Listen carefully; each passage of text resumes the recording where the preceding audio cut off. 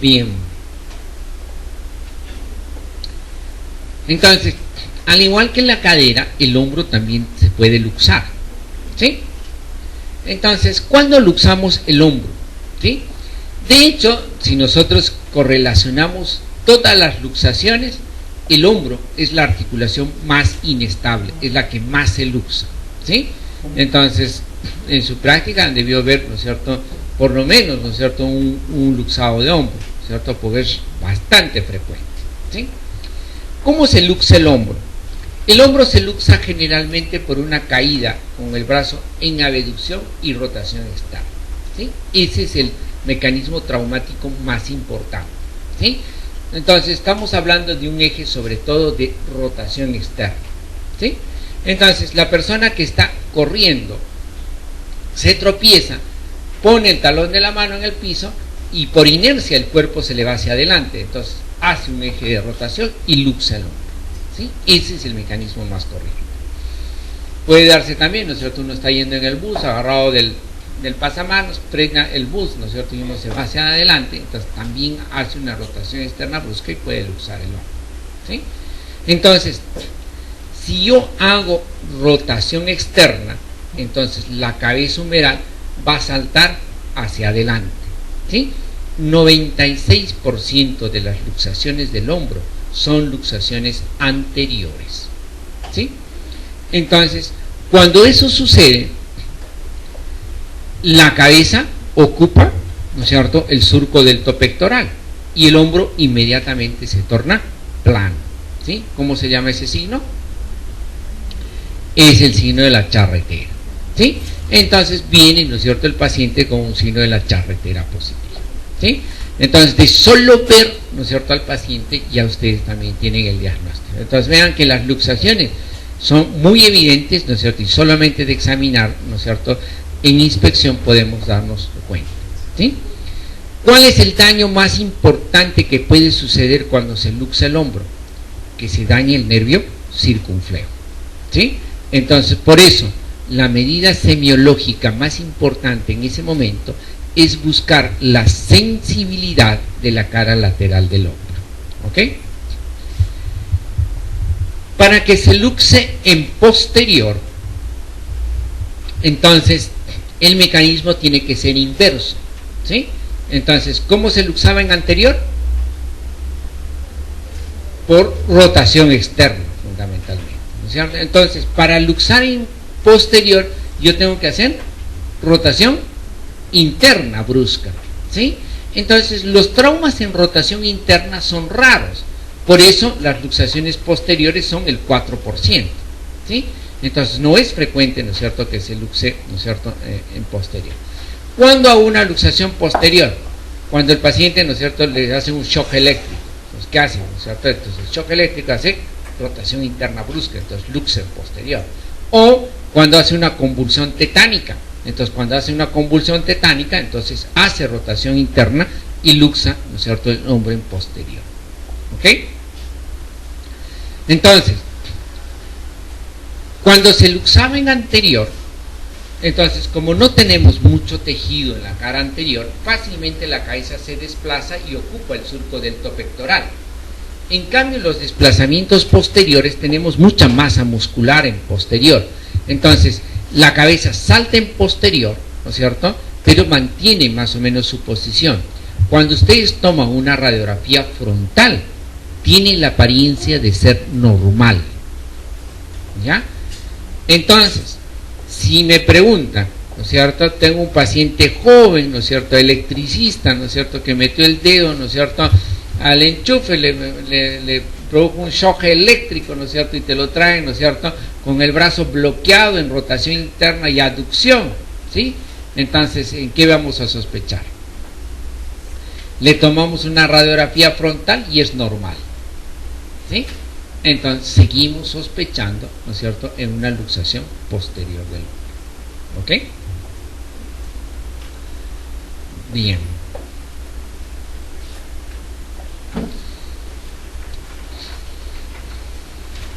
A ver, ¿cuál es la maniobra que consiste en colocar la cadera en 90 grados y la rodilla en flexión de 160 grados y aducción? Bueno, entonces, ¿qué estamos haciendo? ¿No es cierto? Estamos flexionando las caderas a 90 grados, ¿no es cierto? La rodilla la estamos hiperflexionando y estamos aduciendo, ¿no es cierto?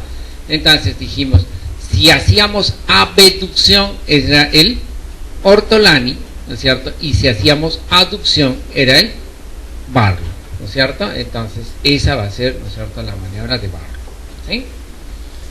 Entonces Galeazzi dijimos que era la discrepancia, ¿no es cierto?, de la posición de las rodillas, ¿no es cierto? El Perthes era la necrosis vascular femoral y el Trendelenburg era, ¿no es cierto?, la basculación pélvica cuando nosotros nos parábamos, ¿ok? Entonces, el Barlow, ¿no es cierto?, consiste en aducir la extremidad para que la cadera que estaba en su sitio, ¿no es cierto?, se luxe, ¿no es cierto?, en ese momento, ¿sí?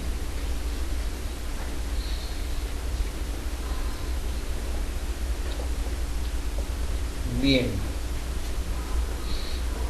Entonces, la pregunta nos dice, tenemos un paciente de 20 años de edad que sufre una caída con impacto en el hombro derecho y presenta una deformidad, asimetría, dolor y el signo de la pseudocharretera en el lado lesionado. ¿En quiénes hacíamos charretera? En la luxación del hombro, ¿no es cierto? Luxación glenumeral, si quieren, ¿no es cierto? ¿Y quién iba a ser pseudocharretera?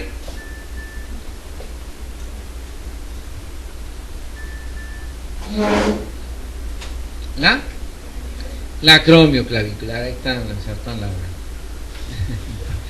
Entonces, hace, ¿no es cierto?, la luxación acromioclavicular. ¿En qué consiste entonces la pseudocharretera? Si yo impacto el hombro de costado, entonces la fuerza se transmite sobre la cabeza del húmero, este impacta sobre el acromio y produce una disrupción ligamentaria. El tercio distal de la clavícula, ¿no es cierto?, se une con el acromio, ¿sí?, y tiene ligamentos acromioclaviculares, pero también depende de unos ligamentos que van de la coracoides a la clavícula, que se llaman los coracoclaviculares. Entonces, esta articulación tiene dos sistemas ligamentarios de soporte. Cuando el impacto es muy intenso, se rompen los acromioclaviculares, se rompen los coracoclaviculares y la clavícula es traccionada por el esternocleidomastoideo. Entonces se levanta la clavícula. Entonces nos da una grada, ¿no es cierto?, lateral que se denomina pseudocharretera. ¿Qué hacemos? Presionamos sobre la clavícula. Entonces, ¿no es cierto?, la pseudocharretera desaparece. Soltamos la clavícula y nuevamente salta. ¿Qué estoy haciendo? Estoy jugando como si fuera una tecla de piano. Entonces el segundo signo clásico, ¿no es cierto?, es una tecla de piano, ¿sí? Entonces, los impactos, ¿no es cierto?, sobre el hombro, ¿no es cierto?, y, ¿no es cierto?, el desplazamiento ascendente de la clavícula que nos da pseudocharretera y nos da tecla de piano, nos están hablando sobre una luxación acromioclavicular, ¿sí?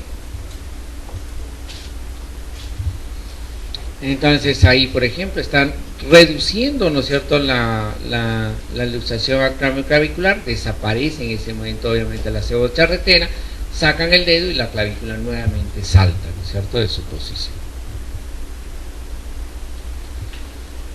Bien, entonces, el signo de la tecla de piano, ¿en quiénes se presenta? Eso, ¿cierto? Entonces, ya, entonces la luxación acromioclavicular.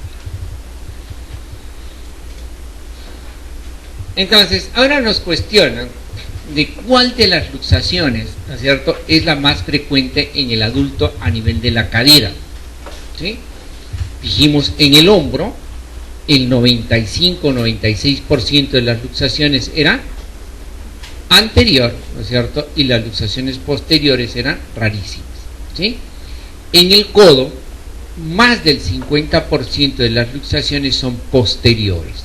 O sea, ¿qué es una luxación posterior del codo? Cuando el olecrano y la cabeza del radio se desplazan en posterior, ¿ok? Pero ahora nos piden la cadera. ¿En cuál es más frecuente?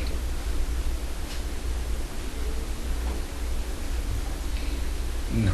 Las luxaciones posteriores de la cadera, ¿no es cierto?, son mucho más frecuentes que las anteriores. Las anteriores se generan por traumas en abducción y rotación externa o traumatismos, ¿no es cierto?, sobre la cara anterior del muslo. En cambio, las luxaciones posteriores se van a presentar, ¿no es cierto?, sobre todo cuando uno tiene la cadera en flexión de 90 grados y hace un impacto sobre la rodilla. Y eso es lo que pasa, ¿no es cierto?, cuando uno estrella su vehículo, ¿no es cierto? Al impactar el vehículo, ¿no es cierto?, la rodilla va a chocar sobre el tablero, entonces va a transmitir la fuerza sobre el fémur, ¿no es cierto?, va a golpear la cabeza sobre el acetábulo, lo fractura y luxa la cadera. Entonces generalmente hacen una fractura acetabular con luxación posterior de la cadera. Entonces, de lejos, las luxaciones posteriores, ilíacas o isquiáticas, ¿no es cierto?, en el adulto son las más frecuentes.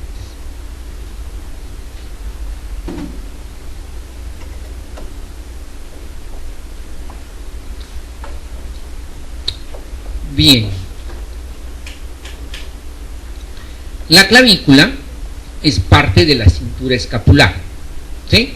Entonces une el esternón, porque forma la articulación esternoclavicular, con la zona del hombro, ¿no es cierto?, donde se junta el acromio y forma la articulación acromioclavicular. Tiene la forma de una S itálica, ¿no es cierto? Protege estructuras muy importantes como la arteria subclavia, el plexo braquial, la cúpula pleural, ¿sí? Y tiene inserciones musculares muy importantes como el esternocleidomastoideo, ¿sí? ¿Cómo se fractura la clavícula?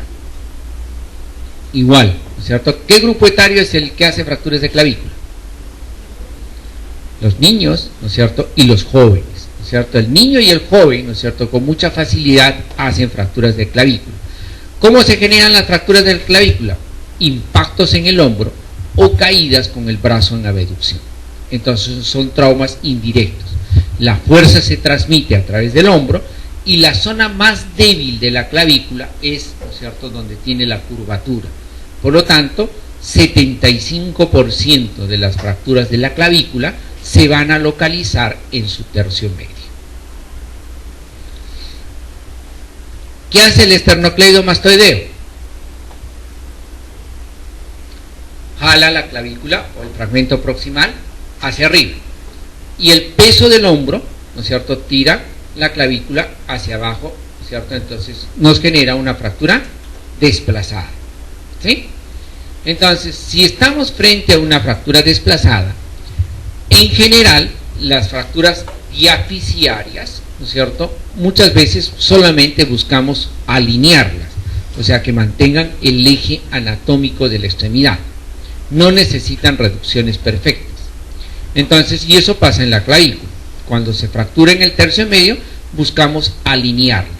¿Y cómo alineamos la clavícula? Tirando los hombros hacia atrás. Entonces, si yo tiro los hombros hacia atrás, voy a lograr un alineamiento de la fractura. ¿Ok?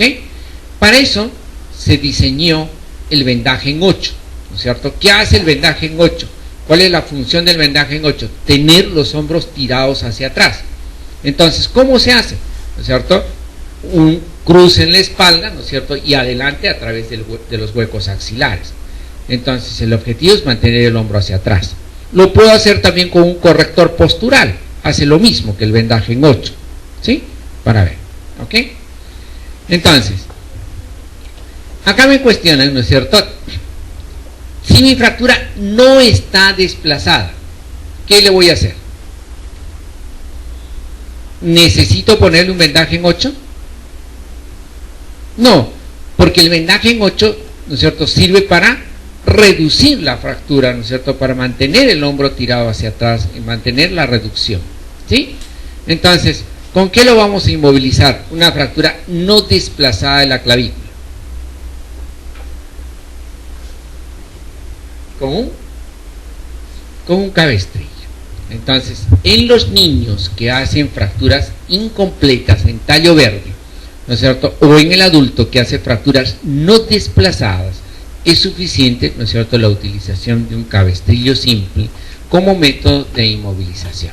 Entonces, los cabestrillos, ¿no es cierto?, va a mantener el apoyo del brazo, ¿no es cierto?, fijando de alguna manera el hombro. Entonces va a mantener la clavícula inmovilizada, ¿no es cierto?, durante 3 semanas, que consolida, ¿no es cierto?, esta fractura. Entonces, si nos cuestionan, ¿no es cierto?, cuál es el tratamiento de las fracturas no desplazadas, basta, ¿no es cierto?, con el uso, ¿sí?, de un cabestrillo, ¿sí?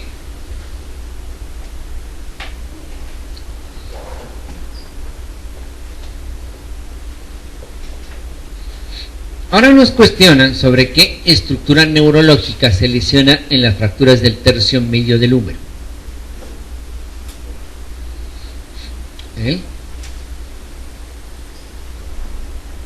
¿Cuál? Entonces, el nervio radial, ¿no es cierto?, es una estructura neurológica que, ¿no es cierto?, corre, ¿no es cierto?, casi, ¿no es cierto?, paralelo a todo el húmero, ¿no es cierto?, entra en posterior, ¿no es cierto?, en su tercio proximal, en un tabique fibroso, acompaña, ¿no es cierto?, a ese tabique fibroso todo el tercio distal y sale hacia adelante para entrar en el canal de los supinadores, ¿sí? Entonces, con mucha facilidad, fracturas a nivel, ¿no es cierto?, del tercio distal y del tercio medio elongan, traccionan o pueden seccionar al nervio radial. Esta lesión se asocia hasta en el 18% de los casos. Entonces, 18% de mis fracturas humerales van a tener lesión del nervio radial, ¿sí? ¿Cómo viene el paciente? ¿No es cierto? Con la mano péndula, ¿sí? ¿Por qué? Porque hace parálisis del primer y segundo radial externo, parálisis del extensor común de los dedos, parálisis del abductor largo del pulgar, ¿sí?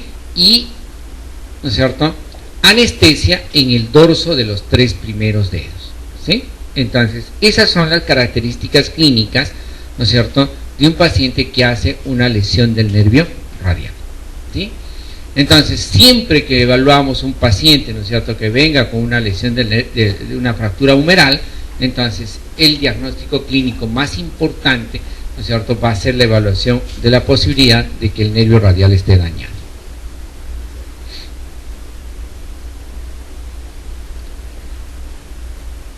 Entonces, ¿qué nervio se lesiona en las fracturas diaphragmáticas del húmero? El nervio radial. ¿Cuál es el nervio lesionado en un paciente con imposibilidad de extender la muñeca y los dedos? ¿Quién inerva al extensor común y al primer y segundo radial externo? El nervio radial, ¿sí? Entonces, por eso, ¿sí? Entonces, igual, tenemos, ¿no es cierto?, un paciente con una herida punzocortante en la cara interna del tercio inferior del brazo derecho. Acá no es cara interna, es cara externa del tercio inferior del brazo derecho, con imposibilidad de la extensión de la muñeca. ¿A qué nivel se produjo la lesión? Bueno, es el nervio radial igual, pero hay que corregir ahí en la pregunta porque, o sea, tiene que decir, ¿no es cierto?, cara externa, ¿no es cierto?, del brazo, ¿sí? Entonces, porque si fuera la cara interna, ¿no es cierto?, ahí tenemos, ¿no es cierto?, al mediano, tenemos la arteria humeral, ¿no es cierto?, un poquito más atrás tenemos al cubital, entonces que fácilmente podemos lesionar, ¿cierto?, ¿sí? Pero si es en la cara externa, dijimos, ¿no es cierto?, que está entrando en el canal de los supinadores y ahí es, ¿no es cierto?, donde se daña nuevamente el nervio radial.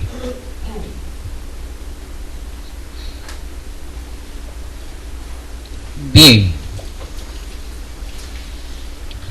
Entonces, ahora nos cuestionan porque nos dicen, tengo un paciente que recibe un golpe en el dorso del antebrazo derecho. Presenta aumento de volumen, leve deformidad, dolor a la palpación y limitación a la pronosupilación. ¿Cuál es el diagnóstico más probable?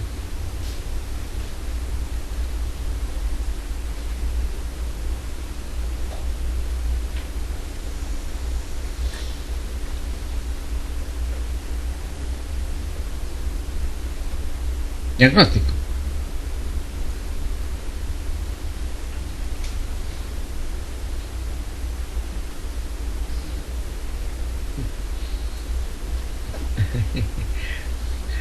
Entonces, vamos a ver un poco, ¿sí? ¿Qué es la luxofractura en Montello?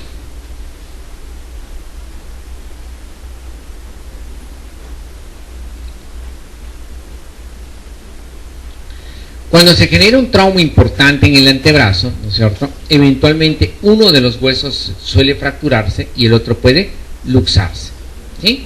Entonces, cuando fracturamos el cúbito proximal y luxamos a la parte anterior, la cabeza del radio, se denomina la luxofractura de Montella. Entonces, Montella es una fractura del cúbito con luxación de la cabeza del radio. En cambio, cuando se fractura el radio en su tercio distal, se luxa la radiocubital distal, ¿sí? Y a esa lesión se denomina como Galeazzi, ¿sí? Entonces, Montella es fractura del cúbito y luxación de la cabeza del radio, mientras que el Galeazzi es fractura del radio con luxación de la radiocubital distal, ¿ok? Entonces, si mi cabeza del radio está luxada, ¿sí?, ¿yo puedo hacer pronosupinación? No, ¿no es cierto? Imposible, ¿no es cierto? Entonces el paciente está gritando de dolor porque tiene, ¿no es cierto?, la cabeza radial luxada, ¿no es cierto? Imposible que me haga pronosupinación, ¿ok? Entonces no es un Montella. Una fractura de la cabeza del radio, ¿sí? Para que se produzca una fractura de la cabeza del radio, generalmente es una caída con el brazo en abducción. Entonces, si yo caigo con el brazo en abducción, el cóndilo del húmero impacta sobre la cabeza radial y muchas veces la hace estallar, ¿sí? ¿Cómo fue el trauma en este caso?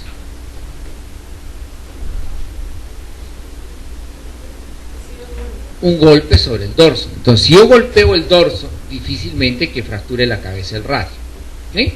Entonces tampoco es una fractura de la cabeza del radio, ¿ok? Una fractura diafisiaria del cúbito. Las fracturas diafisiarias del cúbito se las conoce como las fracturas de la suegra, ¿sí? Entonces la suegra viene con la escoba, entonces uno se protege, ¿no es cierto? Entonces le cae un escobazo, entonces hacen una fractura del cúbito no desplazada, ¿sí? Entonces, si he recibido, ¿no es cierto?, un escobazo, entonces para que se fracture el cúbito, no tiene que ser el escobazo en el dorso, sino tiene que ser en el borde lateral, cubital, ¿no es cierto? Entonces el impacto sobre el cúbito, ¿no es cierto?, para que lo llegue a fracturar. Entonces, el trauma, ¿no es cierto?, en ese sentido. Ahora, si estuviera fracturado el cúbito, ¿no es cierto?, y el paciente puede hacer pronosupinación,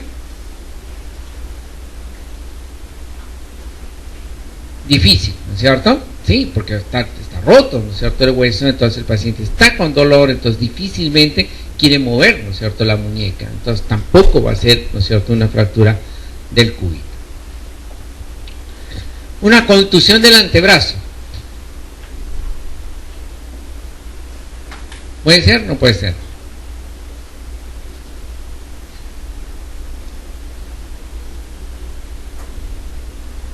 La suegra tuvo mal la puntería, ¿no es cierto?, o no tenía fuerza, entonces golpeó sobre el dorso, entonces viene el paciente, ¿no es cierto?, con aumento de volumen, ¿no es cierto? ¿Las contusiones dan aumento de volumen?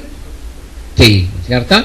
Leve deformidad, está levemente deformado, ¿no es cierto? El aumento de volumen no es muy intenso. ¿Hay dolor cuando lo palpan?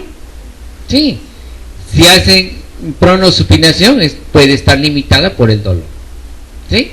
Entonces, ¿cuál es el diagnóstico? Una contusión, ¿no es cierto?, del antebrazo, ¿sí? Entonces, cada vez que tenemos un aumento de volumen, ¿no es cierto?, no necesariamente tiene que ser secundario a un trauma intenso, ¿no es cierto?, puede ser solamente hecho, ¿no es cierto?, una contusión intensa, ¿no es cierto? Entonces, la fractura del cúbito, como dicen, se produce por un trauma directo sobre el borde cubital, ¿sí? Y obviamente que va a estar, ¿no es cierto?, marcadamente bloqueada la pronosupinación. Entonces, esas son las fracturas de la cúpula radial, hace muchas veces estallamientos, y dijimos que el mecanismo es, ¿no es cierto?, por una caída con el brazo en abducción, impactamos sobre la cabeza, ¿no es cierto?, y esta se lesiona. Y en Montella, dijimos que era la fractura del cúbito y luxación de la cabeza radial, ¿sí? Bien.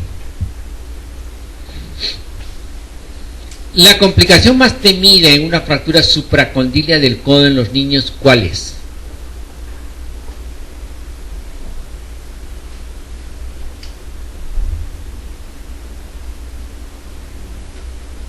Eso, muy bien, ¿no es cierto? Entonces, las fracturas supracondíleas, ¿no es cierto?, son las que se presentan en el húmero distal, ¿sí? Entonces, es el niño que estaba corriendo, cae apoyando el talón de la mano, entonces el punto más débil, ¿no es cierto?, es la paleta humeral, esta se fractura, entonces el antebrazo con el codo se van en posterior y el húmero se va hacia adelante y a medial. ¿Qué tenemos adelante y a medial? Tenemos la arteria humeral, tenemos el nervio mediano, ¿no es cierto? Entonces, con mucha facilidad podemos producir daños neurológicos, daños vasculares, pero sobre todo, la principal complicación es que se genera con mucha facilidad en ese segmento un síndrome compartimental, ¿sí? Entonces, las fracturas supracondíleas del húmero es, ¿no es cierto?, el segmento ideal para los síndromes compartimentales, ¿sí? Entonces, si viene el niño, ¿no es cierto?, con un codo muy aumentado de volumen, con mucho dolor, mucha tensión, entonces lo primero que debemos sospechar es que se esté generando un síndrome compartimental.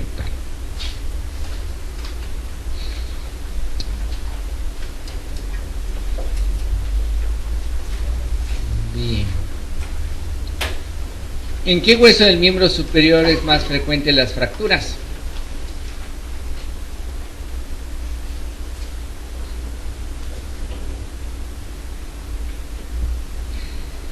Entonces, no se está preguntando en forma genérica, ¿no es cierto? No nos está diciendo, ¿no es cierto?, en qué grupo etario, ¿no es cierto? No nos está diciendo, ¿no es cierto?, solamente nos refiere qué hueso del miembro superior es el que más se fractura. Entonces, de hecho, ¿no es cierto?, es, ¿no es cierto?, el radio. Si nosotros revisamos, ¿no es cierto?, cuál es la fractura más frecuente, ¿no es cierto?, de todo el organismo, ¿cierto?, son las fracturas del radio distal, ¿no es cierto?, son las que se presentan en las abuelitas con una simple caída, ¿no es cierto? Entonces las fracturas del radio distal, ¿no es cierto?, de lejos, ¿no es cierto?, es la fractura, ¿no es cierto?, más frecuente, ¿no es cierto?, de todo el organismo, ¿sí? Y en niños también, ¿no es cierto?, los niños, ¿no es cierto?, con mucha facilidad hacen fracturas del radio o hacen fracturas del cúbito y del radio, ¿no es cierto?, con facilidad. Entonces, globalmente va a ser, ¿no es cierto?, la fractura más frecuente. Muy bien. Ahora nos cuestionan sobre las fracturas expuestas. ¿Qué es una fractura expuesta?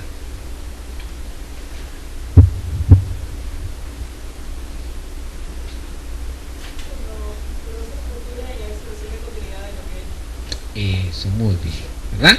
Entonces nosotros tenemos un daño de las partes blandas, ¿no es cierto?, que comunica el foco de fractura con el exterior, ¿sí? Entonces, el riesgo más importante de una fractura expuesta, ¿cuál es? La infección, ¿no es cierto? Es por eso, ¿no es cierto?, que las fracturas expuestas, ¿no es cierto?, son emergencias quirúrgicas. Hay que resolverlas en el menor tiempo posible, ¿sí? Entonces, si es, ¿no es cierto?, la infección el riesgo mayor, ¿no es cierto?, ¿cuál debe ser el procedimiento, ¿no es cierto?, quirúrgico, ¿no es cierto?, inicial? La limpieza quirúrgica, ¿cierto? Entonces, cuando hablamos de limpieza quirúrgica, ¿no es cierto?, tiene dos partes básicas, ¿sí? Entonces, una es el debridamiento. ¿Y qué significa debridar?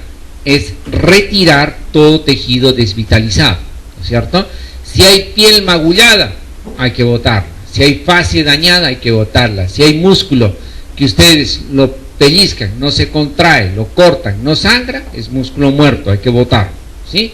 Si hay hueso desprovisto de su periósteo, es igual, hueso que se va a morir, ¿no es cierto?, se elimina, ¿sí? Entonces, eso es debridar, retirar todo aquel tejido, ¿no es cierto?, que en teoría, ¿no es cierto?, lo identificamos como un signo, ¿no es cierto?, que esté desvitalizado. Y el segundo paso es el lavado mecánico, ¿cierto? Entonces, hay que lavar, ¿no es cierto?, las heridas, ¿no es cierto?, sobre todo con soluciones salinas hasta cansarse, ¿no es cierto? Una buena limpieza, ¿no es cierto?, se tiene que hacer con por lo menos 10 litros de solución salina, ¿sí? Entonces, no se olviden, ¿no es cierto? La limpieza quirúrgica es el paso fundamental en el tratamiento de las fracturas expuestas. ¿Qué hacemos luego de la limpieza quirúrgica? Podemos, ¿no es cierto?, reducir si es fácil, pero no necesariamente, sino directamente estabilizar las fracturas con tutores externos, ¿cierto? Estas fracturas por lo general necesitan 1 o 2 limpiezas adicionales, ¿no es cierto? Y en esos actos secundarios se puede reducir, ¿no es cierto?, la fractura. Entonces, de manera inicial podemos debridar, lavar, ¿no es cierto?, y estabilizar la fractura, idealmente con un tutor externo.